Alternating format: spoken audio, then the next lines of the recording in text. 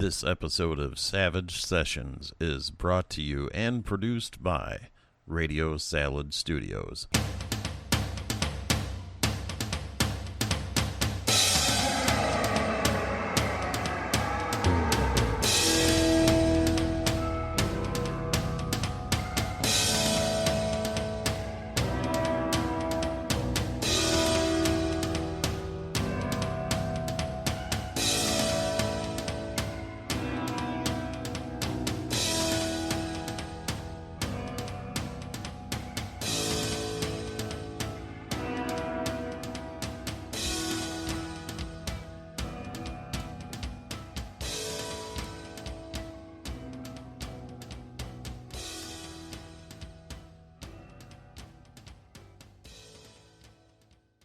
And now your host, Chucky T. Our opening shot takes us over top of the tranquil college town of Arkham. It is at the bottom of the screen. We see the subtitles October. As the camera dips down away from the college itself, it'll up, and we see that we are over the dock district.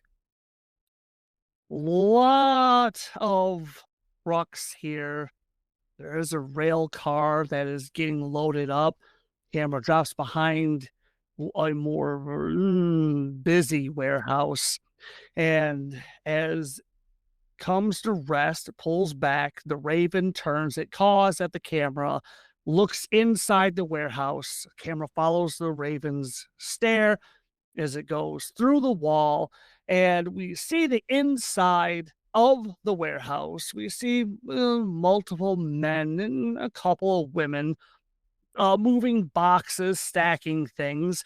The camera, dollies up over top of them, and it moves along, and we see elevated above everyone, there is a small office. And the plaque on the office door says O'Banion. Camera goes through it, and inside we can hear a couple of men talking. Camera moves around inside the office. It's small. It's surprisingly not that cluttered. There are filing cabinets here and there. There are two men in the room, and there's a young lady. She has poured drinks for the two men.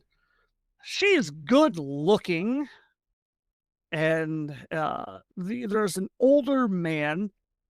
He's trying to look young, even in the 20s. He's got that kind of clothing. His hair is, more than likely dyed, and he has it slicked back, and he's got a cigar in one hand and takes the drink from the young lady, and she giggles, and as he takes it and he nods. This would be Mr. O'Banion. He is a large man, as I said, a little bit older, pockmarked face, strong Italian accents. As he plops himself down the chair and he swats the girl in the butt, she giggles and gives a false act of, annoyance. She stops and she turns to the chair. There's two of them in front of him.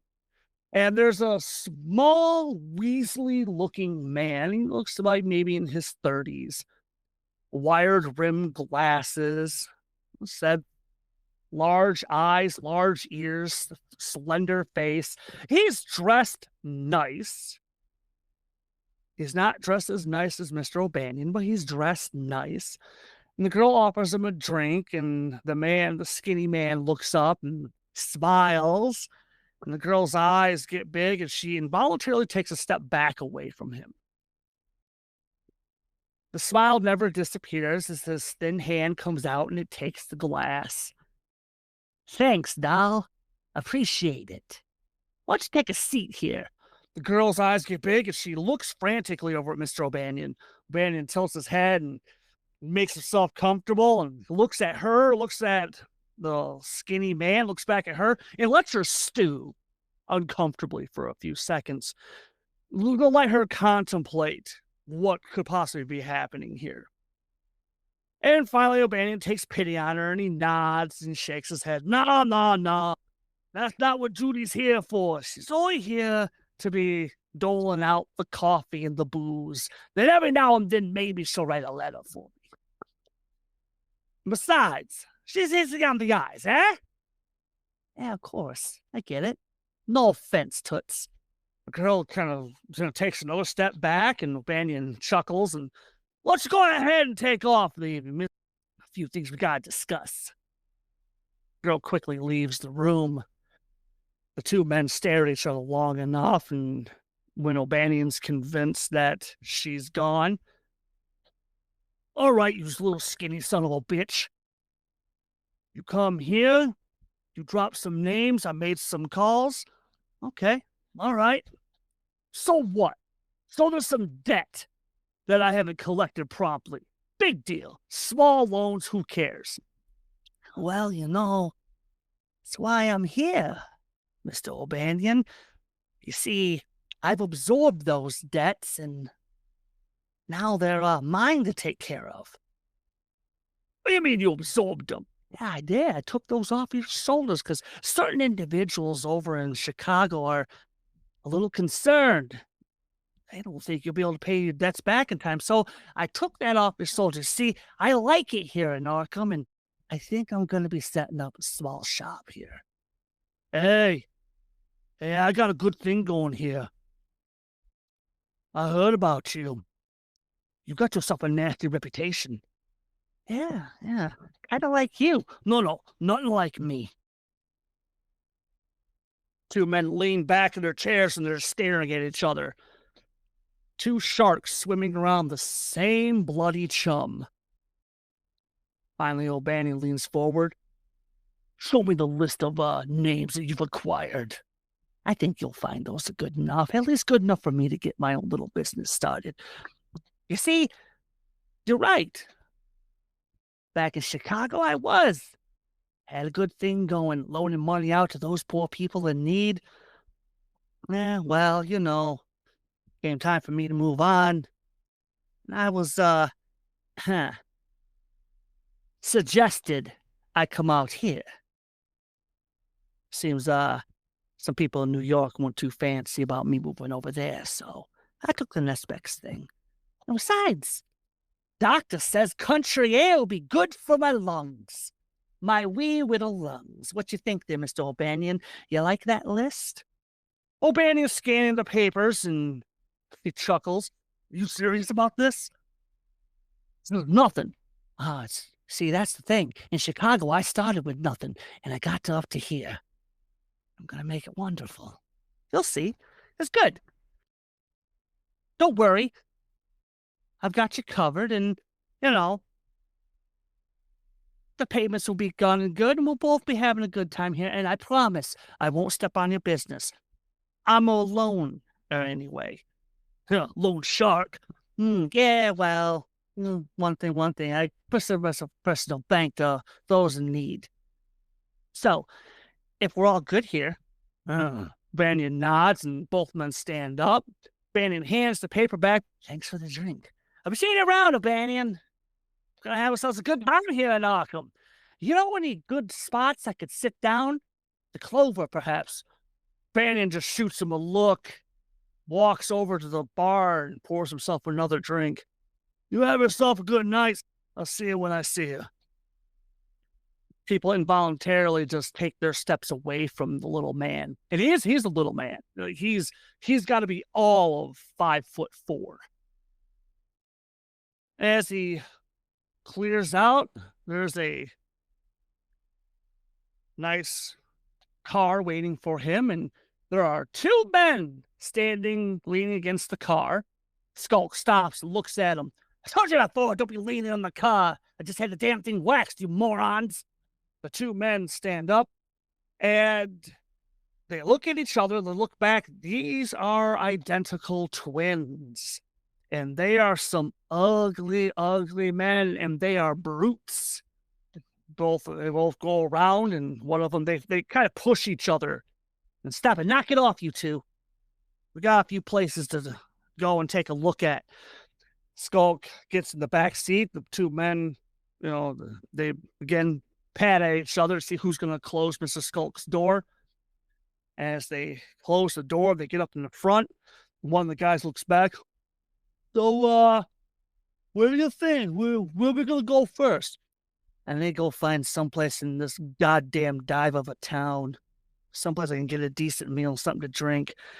I'm looking over these numbers here to figure out which one I'm going to do. Oh, got the baseball bat back there? The other twin looks back. Yep, got that. I even put the nails in it like you told me to. Good. I'm glad I brought you boys with me. I think we're going to have a good time here in this small town. And if everything goes out well, maybe I won't have to burn the whole goddamn place to the ground. And we'll make some money in the process. So yeah, let's go have some fun, boys. Car takes off and it comes directly at the camera. Screen goes white. And as it breaks away, we have the words, "The Paper Chase." East India Tea Company is proud to present this episode of Savage Sessions. Get yourself a cup of full-bodied, bold estate Assam fine black leaf tea. Hello, players. Welcome to Savage Sessions, a production of Radio Salad Studios. My name is E.E. Morris, and will be your host along with Chucky T, Big Stompy Robot, Rainey Robertson, James Curry, and our mascot, Totes McGoat. Oh, there he goes.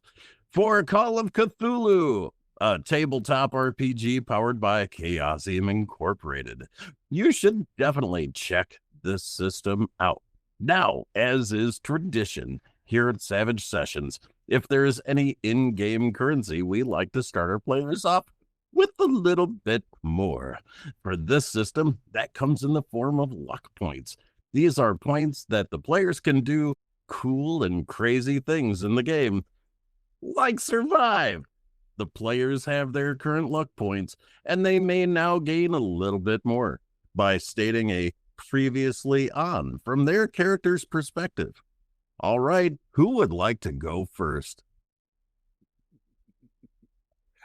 I'm happy to if you want. Right. James, go ahead. 60 seconds. Highlight of the last episode. Something that sparked your fancy. 60 seconds. Go. So this is a poem written by Theodore Harris called "The Dagger Turns, a Betrayal in Gelato." The spoon's gentle clatter, a sweet, cold refrain. We spoke of the team and their last winning game. Gelato a comfort to ward off the pain, but laughter was soured as perfidy came. Mauricio, all pride with a sandwich of meat. I made a jest of our hero, a humor quite wry. But betrayal can easily fester our treat, as Josh pulled a journal and Jess saw the lie. From Corbett's dark house, a book we all swore was a chapter we'd closed a year in the past. For Kiko, dear Kiko, would smile no more, her heart giving out, her trauma too vast. He lied when he cried and said, he cried he'd not known of the tome. But now it was there on the table just so. And just so I lay on the old Sheaf Street home, in the cold, in the dark, in my moments of woe. Its presence a twist of that old twisted blade. I wrestled this friend, now turned bitter rival. Two strangers, dear siblings, came seeking our aid. We halted our assaults to greet their arrival. They spoke of a devil, of glowing red eyes, of hooves in the flowers, a father now gone. But we feigned our disinterest, our scorn, our surprise. But the dark seed was planted, our circumstance sown. And now we must go, with what fresh horror awaits, what new kind of malice will follow our quest. On the morrow we traverse the old iron gates, with fear in our hearts and cold dread in our chest. Okay, nicely done. I like that. Hey, go ahead. Dr. Kirsch, go ahead and give yourself 5 points. Thank you, sir. That was by Teddy Harris. You like Theodore- Teddy Theodore Harris? Nice. Well, hey, who wants to follow that up? 60 seconds is all I need. I'll get you 5 points of luck. Jess, would you like to give a shot of a 60-second recap? Okay, so we were in the cafe. Two people came in. Their names were Thomas and Kathy Kimball. They showed us a newspaper, and it was of us in the house. Fucked up. So we got mad at that because it was like super triggering. Their father was missing. They're like, we're seeing the shit with like there's a dude with glowing eyes. We're like, we know a guy with glowing eyes. He's like bad news. And then that dude had like goat hooves and stuff. And then like we looked down, there's like goat hoof dirt everywhere. So like that dude was listening. So it's like terrifying. And then he like broke in the library and stole some books. There's more pictures of his feet on the floor, like disrespectful to books, disrespectful to everybody. We all talked about it. We were like, okay, yeah, we'll go with you guys in the morning, but tonight we're gonna go to the library. Which we talked about, we didn't do it. And like we don't trust the dude. She seems fine, but like, you know, whatever. And then we were like, we need like $20 each a day. And then they wouldn't agree to that. And so we demanded the $20 and we never actually got the agreement. So we just left because I guess we're poor negotiators. And then we went to the library. Well, hey, that was nice. That was entertaining. That was really good. Well done. Go ahead, Karen. She edited it up. Take 5 points of luck. I won't. Everett, I don't deserve it. you I'll don't take deserve that. it? I'll Okay. Not for that. Not for that. Okay. Everett, Yeah. seconds, you're up, bud. Okay, I've got 60 seconds. So yeah, basically, you know, look, I'm just gonna piggyback off of that and simply recite a haiku. Ooh. Okay. 575, buddy. 575. Exactly. This is my haiku. Josh had the dark book. The others didn't know it. Grumpy friends, a sandwich made. Nice. Nice. Jesus. Take And that's the actually point. true. That's a true haiku, and that it was about nature, Oh. you know, birds. So yes, as our opening credits come to a close, we are following the three students over to the Orne Library. This is a 4-story mega beast. Especially even in the 20s, especially out here in Arkham. Real quick, what is going through everyone's heads as they are taking up the stairs? Because again, as students, you have the privilege, while everyone else is pretty much booted out. At 5 o'clock, students are allowed to stay and utilize the library up until 10, and on some occasions 11 o'clock, depending on where Armitage is on his happiness scale. So Everett, we'll start with you. As you guys are coming up to the stairs and you're glancing over at your friends who are not happy with you at the moment, what is going through Josh's head? Yeah, so redemption is 1, 2, justification, but Yep. you know, how can I redeem myself? How can I help this out? How can I, you know, I'm just trying to wrap this up and get rid of the negative. Yeah. And I feel ashamed and I'm bothered and I didn't mean to pick off everybody. But on that, I'm like, look, I am doing this for the greater good. But how can I do that or say that without coming across grandiose or, you know? Right. Yeah. What about Teddy? What's going through Teddy's head as he comes up the steps to the Orne Library? I'll tell you a few things are crossing my mind at this moment. One, of course, I'm keeping my eyes open. I'm really kind of hoping I run into Peter. He's my friend. Okay. Yep. Yep. We're friends. Yep. In addition to that, I hear footsteps behind me, and I know that they're Josh's footsteps. And I kind of glance over at Jess, and I see that she's wearing pearls. And a thought crosses my mind as we head up to the top of the long stone staircase. What would happen if I accidentally pulled on those pearls and the strand broke? Would Josh have the dexterity to maintain his balance, or would he roll down the stairs like so many pearls? But I shake my head and I say, no, I'll wait till he's asleep. Oh my god. Okay. Oh Just my steal the book. god. Just steal the book. That's yeah. Yeah. Oh, what about chess? I am tired. We just spent a long time watching that insane man be angry about sandwiches. I've been having like a lot of stress. We've been reminded of the most stressful experience of my life. And we've agreed that we're going to stay up all night because we're going to go meet these people in the morning. So at this point, I am deciding whether or not it's safe for me to take the tiny bump of cocaine that I have in my bag that I got last year. Yeah, from my doctor for my nervous tension that I have sometimes when I'm really tired or bored or whatever. 20s. You should smoke. You should do cocaine about it. He said it was good for Sherlock Holmes. It's good for me. Yeah, you got ghosts in your blood. You should do cocaine about it. So Okay, so yeah, so as you come up and into the Orn library on the first floor, you can see the marble floors, the dark stained wood, the smell of it's a bizarre combination of a lot of people that are here, it's the perfumes, the colognes from the students. It's the mixture of the smell of new books and old books. And as you guys are clacking along on the floor, what exactly is the game plan for you guys tonight? What are the thoughts? I am just I'm thinking of checking out periodicals. I want to look up if there is like newspapers from around Arkham area. We know roughly where these people, you said they live just outside of town.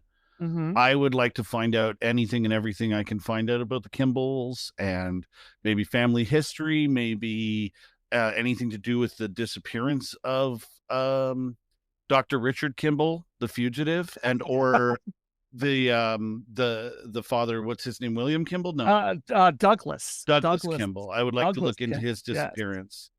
Okay. So I would like to go to the periodical section, which again I don't know what floor that's on.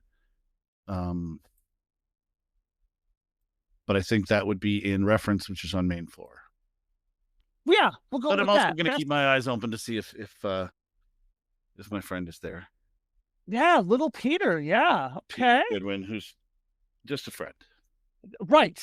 Yes, just a friend. I'm very motivated to find more information about this for exactly that reason. Like, this is PTSD for me. Also, I just got here. You know what I mean? Like, it's not like I have like a comfortable, I'm not like yearning for my bed. Like, I mean, I'm practically still awake from leaving last night. So, all right, fuck it. In for a penny, in for a pound. I'm gonna do a bump, and I'm gonna go, and I am going to go to the reference section. I'm gonna start pulling out stuff because if it's all right with you, Chuck, because I do have a very high library use skill, and I thought this might be a good use for it. Once I focus up a bit, so to speak, I have a feeling that I know of a book that would help that I don't have regular access to, but it's occurred to me that it might be in a library of a university of this, like this size and this stature. It's not impossible that it might. And I can't remember the name of it or the author. So what I would like to do is to do my little bump and then roll my library use skill and see, can I find either that book or something helpful like it in here. Is that all right with you? Yeah, absolutely, you can. Okay. Absolutely. Can you have a bonus die for the cocaine? No, or a negative. Normally I would say yes. That will come in perhaps in a little bit. I just dropped that on you, man. I wasn't expecting you to have a whole game mechanic ready. We got this. I'll look it up in the player's guide. Amazing. Here's what I want from everybody. Yes, this is definitely, here we go, the classic library use. Everett got a 60 over 50, so no, it didn't work out well for him. Teddy got himself an 88 over 55. How about Miss Rainey? How did Miss Rainey do? Miss Jess? I am going to roll it again, even though I had a hard success earlier. So I'm feeling good. I got a 55 in library use. So let's see. Yeah. You got 81. So things are not going well for the group. James, you mentioned pushing. Yes. I would like to push the roll. Actually, I don't need to use cocaine for this purpose. Turns out cocaine is bad. Here's what I'm going to do is I'm Yeah. actually what I would like to do is something I'm not supposed to do in this library, which is I'm going to take out more than my share of newspapers at once. Like, you're only supposed to take out a few so that they don't get put back in the wrong order. Right. I'm gonna grab a whole stack and hope that I can get through it quicker so that Armitage doesn't see me doing what I'm not supposed to be doing, because he and I have a good relationship, but it's precarious at best. Oh, Is that fair? Is that a good push? you know what? I'm going to go with that because speaking of Armitage, there we are. There's Mr. Armitage, the old man with the crazy looking eyes. And yes, this place is his baby. I don't want to get back into a situation like last year when we went into this house underprepared. I want to know. I want to know what's happening here. I want to know what Kimball's hiding. I want to know what the secrets are. I'm assuming it. Just I mean, is this what you're doing? This is no. I want to know my consequences before I decide to push it. But I've told you how. The consequences is that there's a reason why you only take a couple at a time. It's because they do get shifted around, and yes, between Armitage and his staff, and more importantly, little fat boy Artie, who is Armitage's little butt kisser extraordinaire. Right. He is going to catch you. Right. And there's going to be chastising, and then you're going to be out for today. And because you're meeting them in the morning, there's going to be the punishment is going to be doing work, not for pleasure. Right. And I really can't afford to be banned from this library. No, because there's a lot more going on than just with the Kimballs. Like, the library is your sanctuary. Exactly. So go ahead. Let's see how Teddy does. There we go. We got success. 38 under 45. Everett, Rainey, you have a choice. You can also continue to try to contribute to this. What I'd like to do is because, man, I'm just concerned about also losing access to this library if I get in trouble. So I am going to play it the safe route and spend the 10 luck. And I am going to go on to the 3rd floor in the local history section and see if things pop up. Just, whatever I can find. Nice. Okay. Well, because you spent the luck. Yes, I will net you some separate information. Well done, well played. Go ahead and edit it down, take it down. Rainey, you can right now, these two have found some goodies. You can stay with a failure, which again is or you can try to push a roll. You can spend some luck. For you, no, I would not spend that luck. That's way too much. That's ridiculous. And if you want, you could try to push the roll. And all I would need you to do is explain to me how you're trying to, make this happen. Make it so that you're finding this information.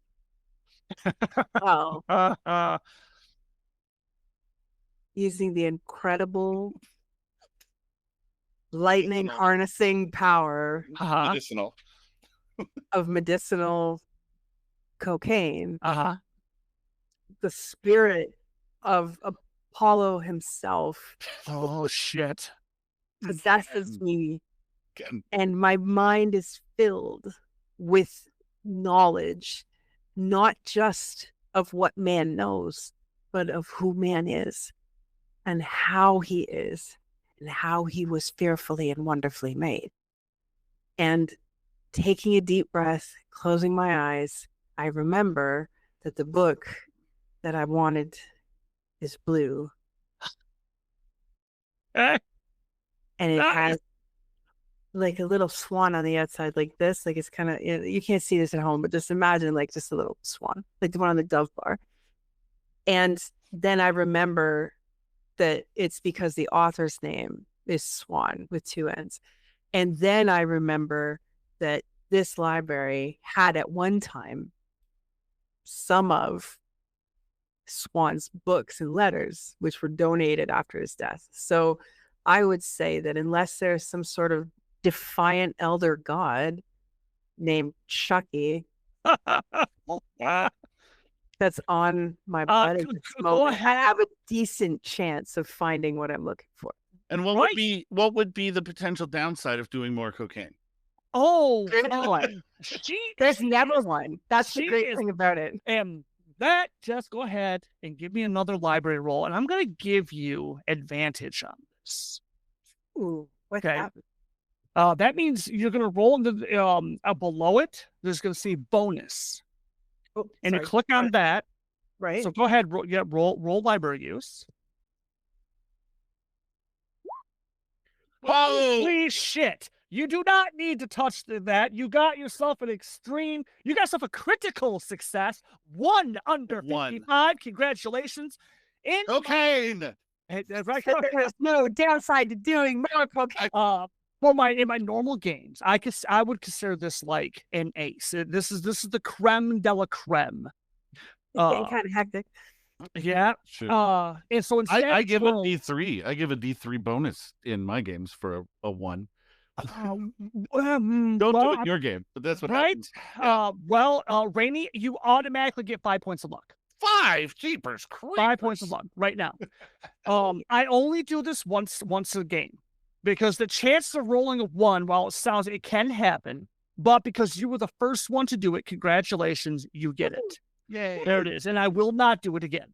Congratulations. There you go. So, Teddy, Josh is like an hour later. Josh comes down and he's got some papers with him, and he's excited. I wanted to say, as Josh comes down and says, "Hey guys, I found something," I think that Teddy would turn to Jess and say, "Did you hear something? I thought I maybe heard something, but I don't see anyone." Oh man, such a canny little bastard! I love it. But, well, you know what? Does somebody else want to read it? I can read it if you'd like. I don't mind. Well, hold on. What about Everett or Rainey? Do either one of you want to read this? Everett, can you read it for us? Okay. Oh, when you're done reading this, go ahead and take 2 points of luck. James, you'll get the next one. Okay. So, cemetery nudes cavorting.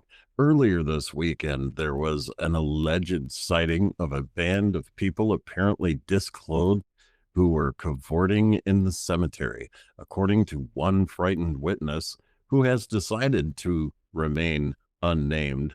"I saw them moving around in the cemetery. I swear I did. Really?" Despite the witness's claims, when the constable was summoned, he searched the entire cemetery, but reported that, quote, "no sign of this band," unquote, was ever found. However, the police department has disclosed to the advisor that misshapen, or more likely ruined, footprints were uncovered, giving mute evidence to our witnesses' claims.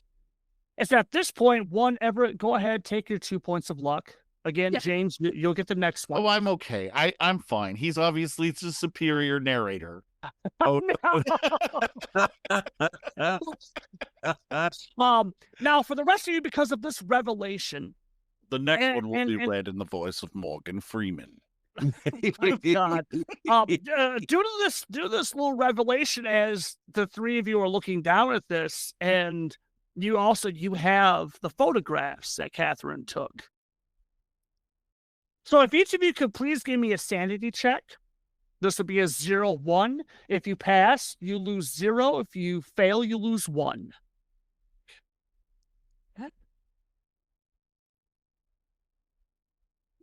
I always have to find it. I'm sorry. There it is. Oh, Teddy, 89 over 54. Okay, so you lose 1 point. Josh, you got yourself an extreme success. Congratulations. And Jess, 60 over 50. So you also lose 1. Going through your character's brains as you're standing there and you've put this small revelation together. So do you guys remember and I hate to bring this up, but do you guys remember when we were asking around around the Corbett house, and we met that gentleman that lived across the road? I don't recall his name, the Irish fellow, and he told us that the Corbett's house, that behind Corbett's house was the trail that led to, like, at the end of the street where that creepy church was. Do you remember when we saw that creepy church with the symbol? Does this ring any bells with you guys, that maybe there's something going on in this cemetery, that maybe this naked cavorting, this strange could be another sort of cult ritual thing that maybe, like, am I going too far here with this assumption? Like, do you guys remember that? I don't remember it, but I would venture a guess that the article said distorted footprints. Do you think it might be the same footprints that we found at the other location? Of course it is. Well, at least Of the ones course it that is. pictures that they showed us. What else could it be? Come on, guys. What else could it be? Like, of course it is. So listen, this is going to get bad remember, I'm on cocaine. This is going to get bad really fast if we don't, figure out what to do. I think we should stay here. Thomas and Catherine Kimball are not our problem right now. I think we should bunker down, figure out what's happening, where we go from here. So I would venture to say this is an idea.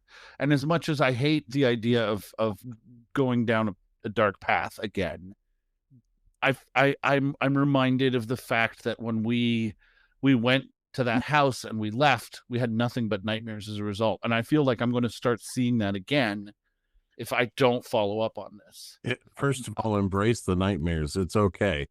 Look, nightmares are nothing. It's just brain thingies, man. It's like nothing going on in your head.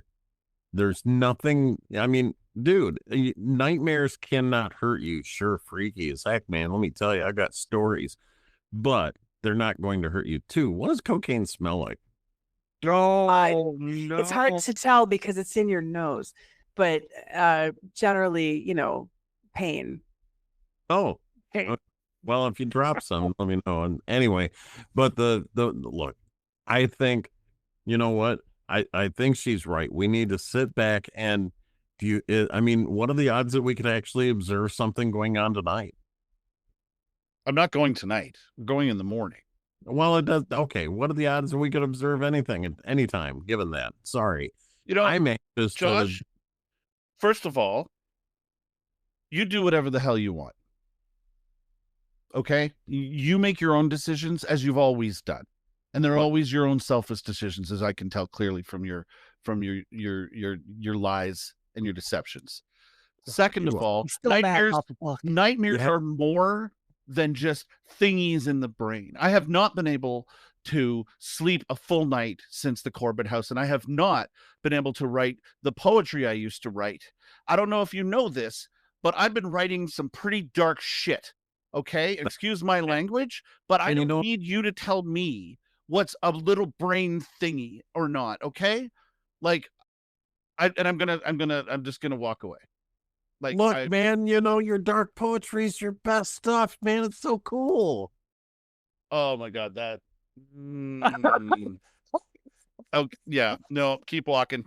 Keep walking. Oh, man, dude, I'm sorry. Ah, oh, I'm gonna go put some of these newspapers back, and then just gonna fucking cool off. So what did Jess do for the next 6 hours? Change the oil, mow the lawn. Pretty much. Yep. What do you think? Like just the zing, like what do you want me to come back to you real quick? Give you a couple minutes? Yeah, I'm not. Yeah. The manic, like total hyperactive manic activities that she did in 6 hours. I'll come back to you and hit that. So let's start with Teddy. So real quick.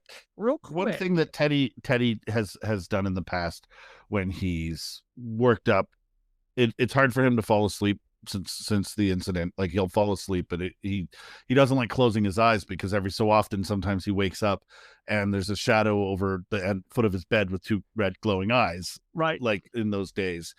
So he goes to number 17 for a little while. Like, he goes back to his dorm, grabs his track bag and his running shoes, which are 1920s running shoes, which are really just, boards with straps, I think, because I don't know what kind of quality the running shoes. Chuck Taylor had not been born yet. I don't know. I have no idea. No, But sadly. yeah, But if so he would have been. he would. Good old Chuck Taylor. Who doesn't love the one and only Chuck That's Taylor? right. That's right. The one and only E.E. Morris. So I'm gonna do some laps and try to put my head on straight, and then if it's not too late, I might go bang on Peter's door. So what does it look like as Teddy is trying to do laps? Honestly, I'm gonna come out and say this. Like, I think that he does this frequently, and this is not him trying to do laps. I think this is his way of burning off some energy. Okay. And also trying to get himself in a headspace where he can fall asleep. Right. So he is wearing one of those like, even though it is on October, it's a crisp evening, he has a sweatshirt that he undoes, and underneath he's wearing one of those tanked tops. Okay. Little wife beaters. Okay. And a pair of these shorts that the Miskatonic University athletic shorts. Okay. All right. I'd like to say that since the Corbett house, exactly, things have changed. He started doing, yeah. And it was Mauricio that actually, in a quick flashback, we see Teddy running and like puffing and huffing and feeling like he's gonna throw up, and Mauricio, but in normal clothing. Yeah. And it's Mauricio that it takes him off to the side. Oh no, because he was called down because people know that Teddy is Mauricio's friend. Yeah. And so thankfully it was friends of Mauricio that found him, and Mauricio came down, and you had your little breakdown. Yeah. And then another quick flash is the following day, Mauricio giving you the extra, track uniforms. Mm-hmm. And, then we see Mauricio running with you. Yep.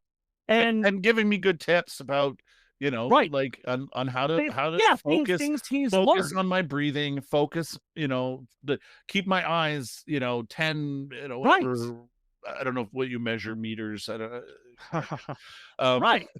But yeah, so as we see Teddy, and he's moving along, and we see him go off the track. It looks like he's covered in sweat, and he goes off to the stands, and he flops down, takes a deep breath, he kind of puts his head back, and that's when there's a hand on his shoulder, and it wakes him up. Yeah, I think I'd start. I think I would. Oh yeah, he turns, and there's Pete.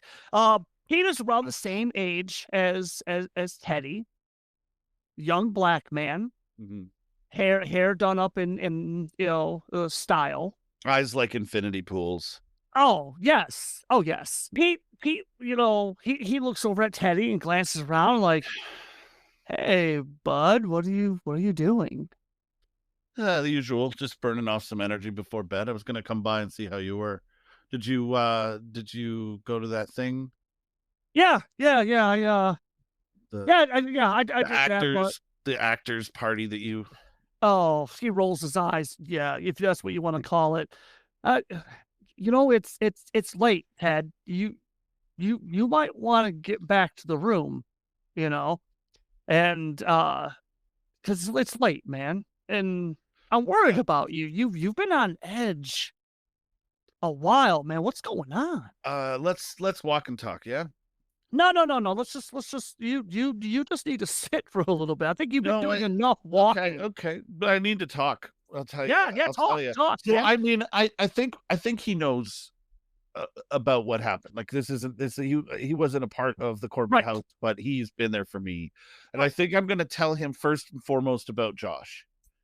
I'm going to tell him about the book and how angry I am at him right now. Not just solely for the betrayal, but the way he just, when I was telling him about the nightmares that we had after that, the nightmares that I think were the responsible for Kiko's death. He just brushed it off and said it was just brain things. Like it's nothing. Oh, come on. Because again, Pete knows Josh. Yeah, you know, Pete's part of the gang for the most part. Pete's part of the gang, you know. And he kind of looks at you and his deep brown eyes, they have a bit of a twinkle to them, and he smiles. He's like, "Oh, come on, Ted." He puts on a fedora and lights his pipe. Right. No, wait. He looks at him, come on, Ted. Come on, Ted. You know Josh. You know that's not what he does. Look, if he kept that book, he kept it for a reason. He sounds like he could have told us. He lied to my face. Did you tell Josh all about your problems? I mean, did you tell Josh all about your problems? I mean, he knows what he knows. Did you tell Josh all about your problems? I didn't tell there him. You go. That's why it sounds like that's why he didn't tell you. I mean, you're the only guy I could talk to. No, that's not true. And it sounds like you need to talk to Josh because he's a good friend of yours. Look. We're going tomorrow to investigate another thing. I want to tell you about it just in case I don't come back this time. Whoa, really? This is why I was coming by to see you before I left. In the morning, we're leaving and we're going to investigate some missing books, a missing man, and some demon that lives in this, that visits this house. This, and I kind of fill him in on everything we learned about the Kimballs. Oh, he leans back and, well, hey, Teddy, if anything, you're interested. Hey, look, seriously, man, just lean forward, put your head over here just for a second, just lean forward, take a deep breath, relax.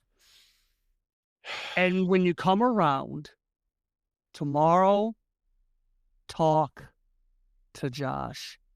I'm gonna put my hand like sort of on the side of his head and just like touch my forehead to his and just like, thank you.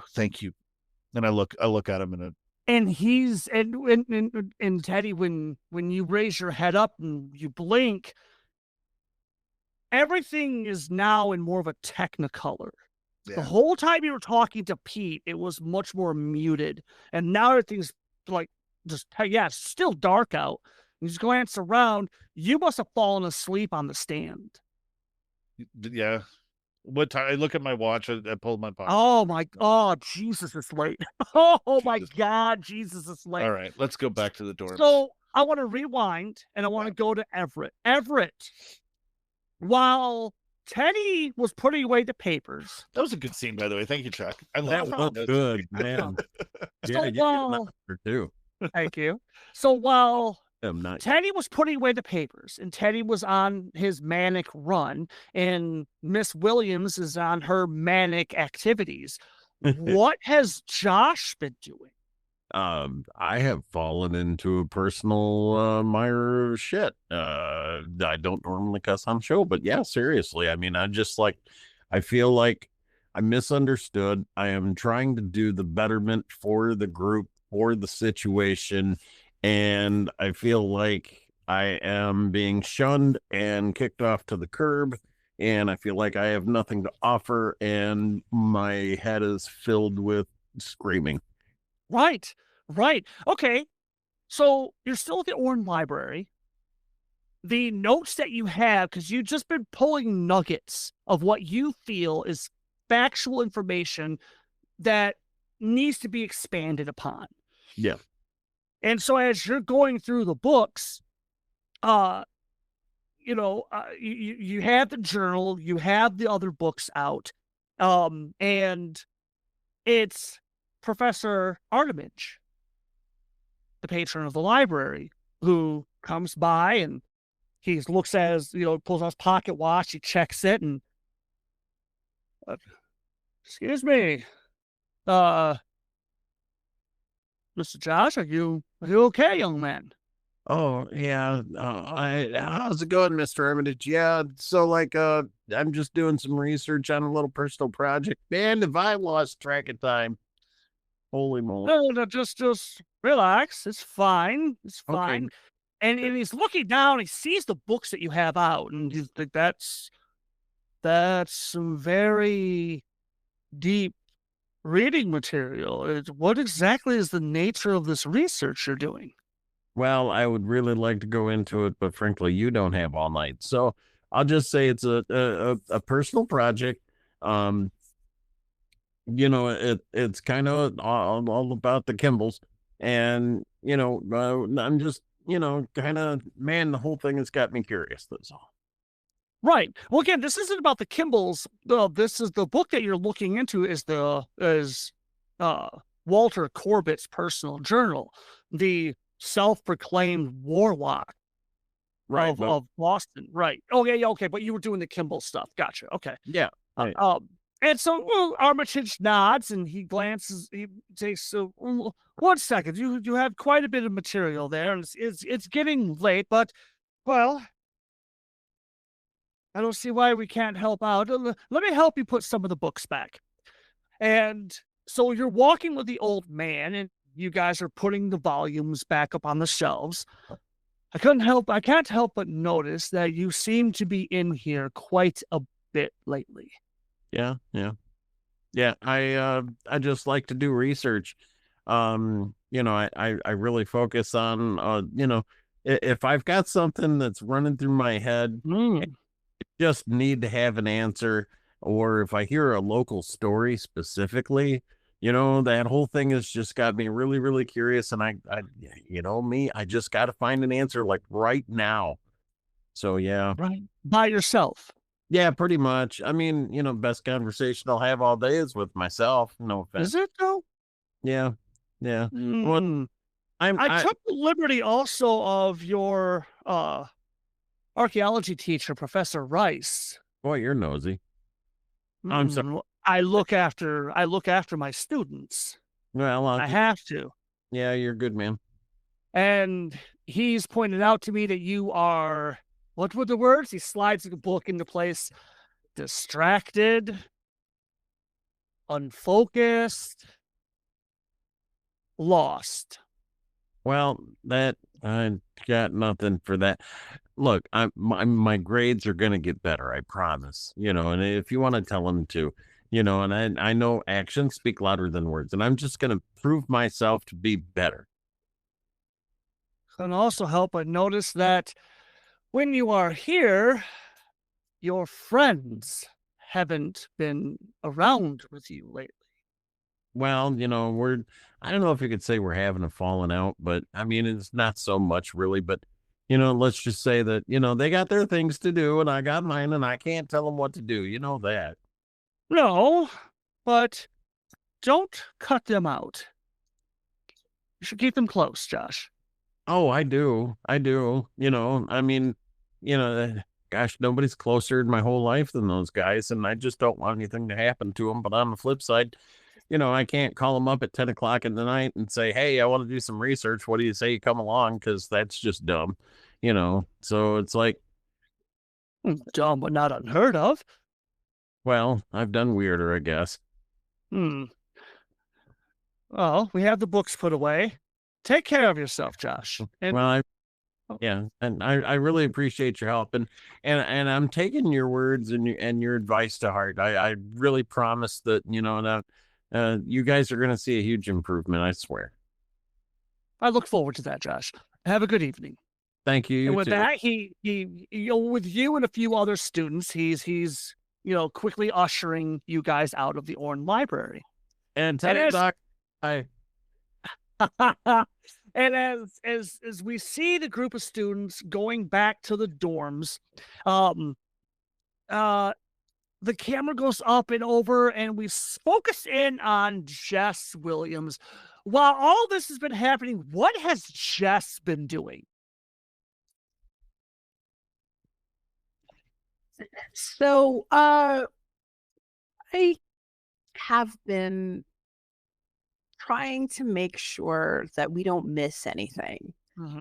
And in order to do that, I took one of those, those like ladders that on wheels that you can use in libraries that are fancy to get the books on the top shelf. Well, this Okay. is a pretty fancy library, Yeah. and Oh, yeah. it seems like it would be made of wood. And Oh, yes. therefore, it seems logical to assume that one of these wheelie ladders would be available to me.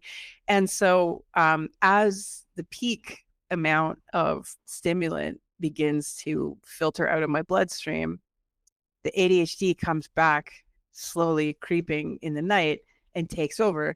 So I still have lots of unfocused energy, and now we have all the books in a pile. So what I decided to do is to get on the ladder and just very quickly see if there's a way that I can just sort of like hold them and just sort of push myself around the library so that I can go and drop off the books at another table and be like, so these are the blue ones, and these are the dragon ones, and these ones have pictures, and these ones don't. And I'll like, and so it goes like that for a bit. And then I realize, and you guys all realize, because you're trapped in there with me rather than I'm trapped in there with you, that I am 3 verses and a bridge deep into like a musical theater production that only I have rehearsed, and having a grand old time with it. So I think you guys are polite enough that you would just let me sort of do that. And once it, kind of dies down, maybe someone would be kind enough to throw a rose.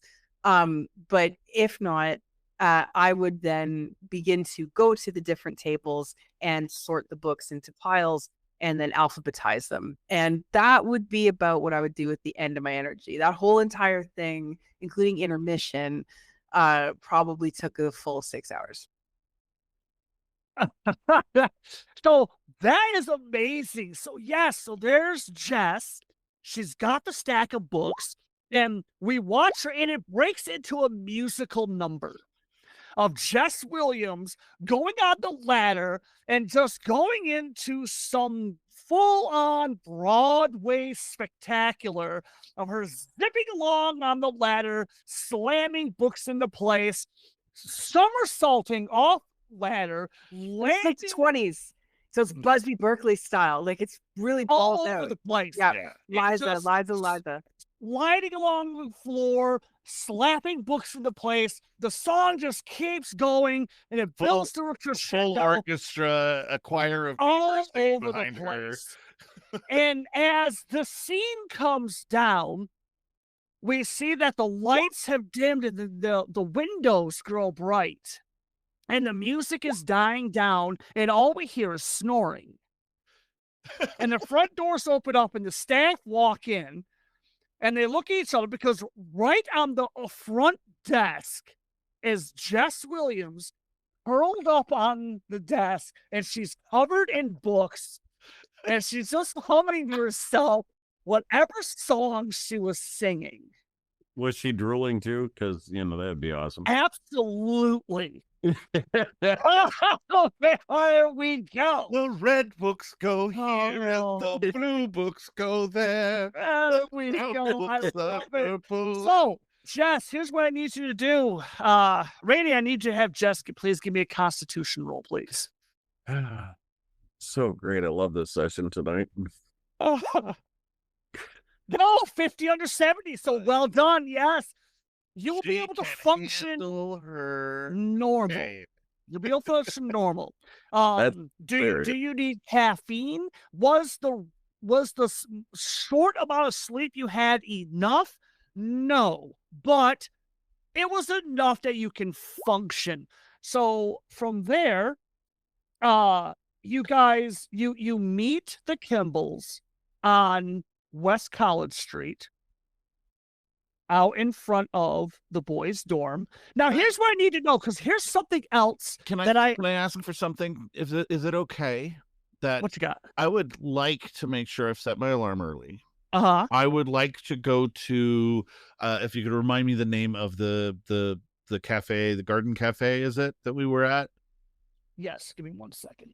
Um, That would be Amberson's Cafe. Okay, so I'm gonna go into Amberson's Cafe early enough, Uh-huh. and I'm gonna get 3 coffees Nice. to go. I'm Nice. gonna get them the way I know that Josh, or 4 coffees. Sorry, Mauricio's coming with us, right? Okay. And meet them in front of the dorms. Right. So here's the other thing that we got was I asked you guys for some homework. I asked each of you to present to me 3 automobiles. And then Miss Rainey was going to pick the one that she liked the most. I'm going to give 5 points of luck to whoever was the winner. 2 points of luck. And it was a blind test, correct? It was a blind test. And she sent me back the ones that she wanted, and I have posted in the Discord. I am willing to accept my 5 points now. So the winner, or excuse me, the runner up was or excuse me, third place was James. It was one of your cars. Second place, oh wait, what was the blue one was Everett's, right? Where is this posted? I'd like to see. I'm sorry. Yeah, and what was? It's just under Savage Sessions. Savage Sessions. Okay. Oh no, excuse me, Greg's. Excuse me, I'm sorry. My bad. Okay, My bad. so yes, there was the blue one here. Yes. Right. Blue one is second place, but first place. So James, you have first place. Oh, with the Swan car. With the Swan. Oh, Everett, you have second place. So you get 2 points of luck. I'll 2 take. points of luck. Right. Thank you. And then when we get back with Greg gets 1 point for participation. His was selected as third. So thank you very much, Rainey, for taking the time to look these over. This was a real car from this era, by the way. This Swan car really exists. Yes. So this is fantastic. So the Swan car is the one that Jess Williams found on the side of the road that she was able to start up, and that she drove back to campus. She painstakingly. That checks out because I'd leave that on the side of the road too. So, peace. Yes. I do want to go back to it and suggest that I did bring the coffees for Josh and then also for Jess because I didn't want her to feel left out. But my intention was to bring the coffee for Josh and just say, look, we've got a lot to talk about, but for now, here's a coffee. Hey, not the most, Josh. Not the most like, moment, but like enough that I'm. What is Josh's reaction to this? It's an olive branch is what it is. Right. Actually I was floored. I was just like, oh my gosh. Truly gracious, truly appreciative. And I'm not willing to like gush over it because I don't want to like, overstep or be stupid about it. But on the flip, that's just a brain thingy you're having right now. Yeah, look, it's the scientist in me that thinks dreams are pointless. But having said that, I'm just like, dude, thank you so very much. And I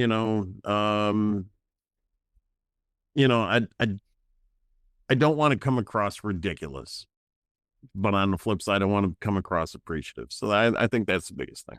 Doug, so Thomas and Catherine, they meet you guys out at the campus. They drive you. They have you follow them out to their place. And again, it's a modest house. This isn't like some rich gala or nothing. It's a normal looking house. It does have some decent property to it, but again, they're out in the countryside. You guys pass the cemetery before you actually get to off the road where it curves, and there's a bit of a long driveway before you get to the actual house itself. And once you are, okay, let's try that again. Once you are there, they, very graciously, take you guys in. It opens up to, I guess if you want, like the foyer, I guess if you want to call it that. You got the 3 small bedrooms. There is the biggest room is the library. There is a kitchen and there is a small dining room, and it is an old styled house. And Yeah. Where do you guys want to go? Well, I would like to see the library, of course, because this is where Perfect. the Go ahead and move your token onto the library. which one's the library, Mister? Number 2. Number 2 is the library. I don't see numbers. Hold on. Oh, I'm sorry. That would be the biggest room in Right. here. To the south of that would be it. So go ahead and move Teddy there.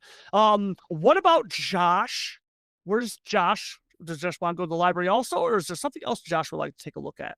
Let's go look at gravestones. Woohoo! Go ahead and move him over there. That's awesome. All right. Now, what about Jess? Does Jess want to go to the library? Is there something else Jess would like to do? She needs to Uh-huh. use the washroom. Yeah, I would like It's to been a go long sleep. drive, and girls have to. Sorry, go ahead. I didn't mean to speak. No, that's true. I also that's not really the most restful sleep because it's a lovely looking car, but it doesn't look like it's particularly comfortable inside for a really long drive on what are not exactly the highest quality roads at this time.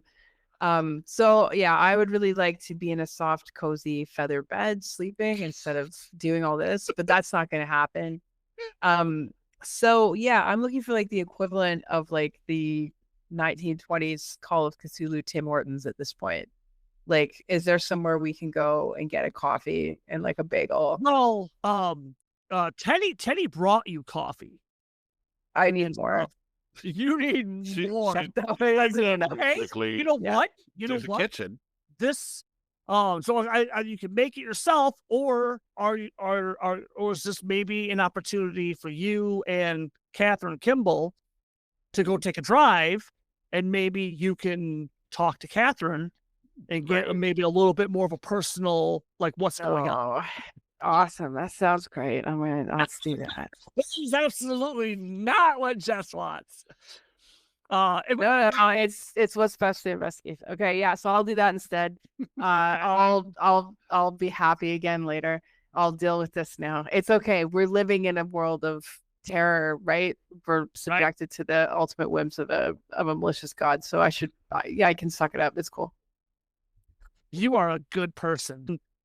We see the investigators taking in the scene, taking in the property, taking in the house, and Jess offers to go get, something, go find a local deli someplace and bring something back for you guys. There is a nearby mom and pop diner that Catherine recommends, and for right now, for Jess, that just sounds like that's a good idea. Getting some more caffeine in the system and some food. Yes, we can do that.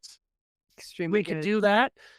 So we see, as the audience, we see Jess and Catherine get into Jess's car, the Swan car, and they're starting to go. We see Teddy and Thomas Kimball go into the house, and they're going into the library. It's a respectable library. Like their uncle. It's very clear, like how this was the uncle's pride possession of the place. I can't find anything. Just kidding. I'm spending the luck. No, don't, no rules yet. I'm just. And so we see Teddy marveling at the library because it's always Teddy's favorite place. Libraries are always Teddy's favorite place. And I'm guessing, especially that nice Kimball libraries. had a good collection. Yes, of he books, but did. Nothing particularly. Like, you tell me if I'm wrong, but like, it's not like we walked into Corbett's library. We walked into a man God. who had class and taste, probably had some like first edition. No, but he was eclectic. Yeah. And he has a very interesting, like, smorgasbord of volumes of like, the man loved books. Yeah. And then the scene shifts and we see Joshua and Mauricio. They've followed the trail out to the cemetery. And they are in the cemetery. It's a small but old cemetery, and there's a bit of a weight as Josh and Mauricio are there, and they're looking over the various mausoleums and things of that nature. And as Josh is taking a look at, the dates, a lot of these are very old, mausoleums, the very old crypts that are currently here. There's not really any traditional like grave markers. A lot of these are crypts that they put out on this small property. And yeah, so as the camera's taking all this in, it starts to pull up and pan off. And with that, the investigators are starting at the Kimball house. The credits begin to roll as the screen goes black. That's a wrap for this week. Join us again here at Radio Salad Studios, home for Savage Sessions. Make sure you follow us on Facebook, Instagram, and YouTube, and hit that bell icon to be notified when new episodes are released. Until we see each other again, Go out there, be safe, have fun, and may the dice be with you. always. Savage Sessions RPG uses trademarks and / or copyrights owned by Chaosium Inc. / Moon Design Publications LLC, which are used under Chaosium Inc.'s fan material policy. We are expressly prohibited from charging you to use or access this content.